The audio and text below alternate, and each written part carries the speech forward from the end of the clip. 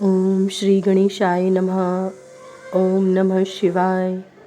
मुक्ति और भक्ति के स्वरूप का विवेचन। ऋषियों ने पूछा, सूत जी, आपने बारंबार मुक्ति का नाम लिया है, यहाँ मुक्ति मिलने पर क्या होता है? मुक्ति में जीव की कैसी अवस्था होती है, यह हमें बताइए। सूत जी ने कहा, महर्षियों सुनो, मैं तुमसे संसार कलेश का निवारण तथा परमानंद का दान करने वाली मुक्ति का स्वरूप बताता हूँ। मुक्ति 4 प्रकार की कही गई हैं, सारूप्या, सालोक्या, सनिंध्या तथा चौथी सायुज्या है। इस शिवरात्रि व्रत से सब प्रकार की मुक्ति सुलभ हो जाती है। जो ज्ञान रूप अविनाशी साक्षी ज्ञान गम्य और द्वैत रहित साक्षात शिव हैं, वे ही वहाँ कैवल्य मोक्ष के तथा धर्म अर्थ और काम रूप त्रिवर्ग के भी दाता हैं। कैवल्य नामक जो 5वीं मुक्ति है, वह मनुष्यों के लिए अत्यंत दुर्लभ है। मुनिवरों, मैं इसका लक्षण बताता हूँ, सुनो।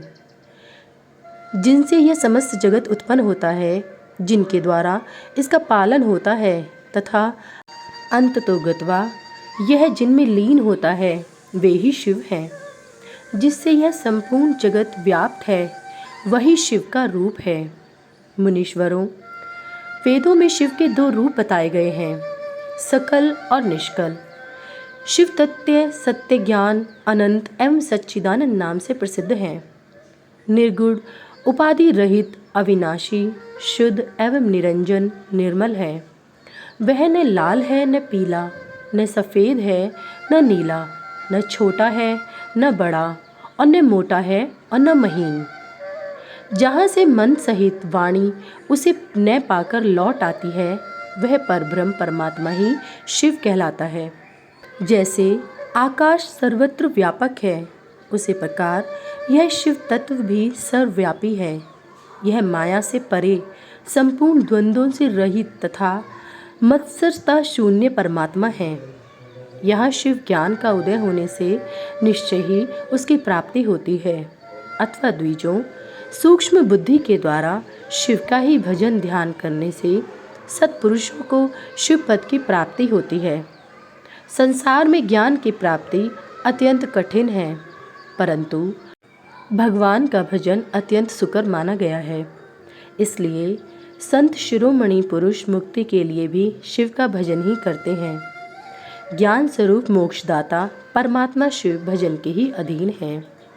भक्ति से ही बहुत से पुरुष सिद्धि लाभ करके प्रसन्नतापूर्वक परम मोक्ष पा गए हैं। भगवान शंभु की भक्ति ज्ञान की जननी मानी गई है, जो सदा भोग और मोक्ष देने वाली है। वह साधु महापुरुषों की कृपा प्रसाद से सुलभ होती है। उत्तम प्रेम का अंकुर ही उसका लक्षण है। द्विजों, वह भक्ति भी सगुण और निर्गुण के भेद से 2 प्रकार की जाननी चाहिए। फिर वैधि और स्वभाव की ये 2 भेद और होते हैं। इनमें वैधिकी की अपेक्षा स्वभाव की श्रेष्ठ मानी गई है। इनके सिवा नैष्ठिकी और अनैष्ठिकी के भेद से भक्ति के 2 प्रकार और बताए गए हैं। नैष्ठिकी की भक्ति 6 प्रकार की जाननी चाहिए और अनैष्ठिकी की 1 ही प्रकार की। फिर विहिता और अविहिता के भेद से विद्वानों ने अनेक प्रकार माने हैं। उनके बहुत से भेद होने के कारण यह विस्तृत वर्णन नहीं किया जा रहा है। उन दोनों प्रकार की भक्तियों के श्रवण आदि भेद से 9 अंग जानने चाहिए।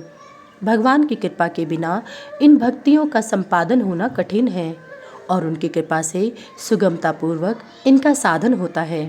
द्विजों, भक्ति और ज्ञान को शंभु ने एक दूसरे से भिन्न नहीं बताया है, इसलिए उनमें भेद नहीं करना चाहिए।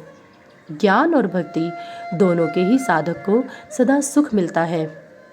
ब्राह्मणों, जो भक्ति का विरोधी है, उसे ज्ञान की प्राप्ति नहीं होती। भगवान शिव की भक्ति करने वाले को ही शीघ्रतापूर्वक ज्ञान प्राप्त होता है।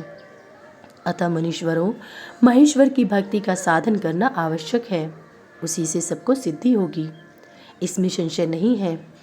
महर्षियों, तुमने जो कुछ पूछा था उसी का मैंने वर्णन किया है। इस प्रसंग को सुनकर मनुष्य सब पापों से निसंदेह मुक्त हो जाता है। अध्याय 41 समाप्त।